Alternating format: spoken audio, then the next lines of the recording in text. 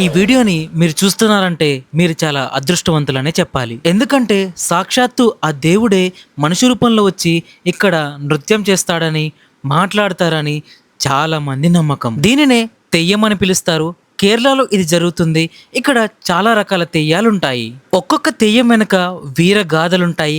అవన్నీ వింటే మనసు పులకరించిపోతాయి. చాలా బాధగా కూడా అనిపిస్తుంది. ఈ తెయ్యాలన్నీ దట్టమైన అడవుల్లో జరుగుతాయి.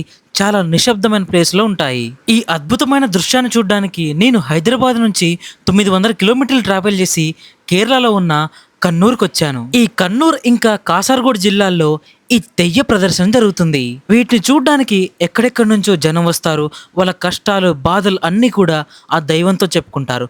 ఆ దైవం వాళ్ళతో మాట్లాడుతూ నేనున్నాను అనే నమ్మకాన్ని ఇస్తుంది.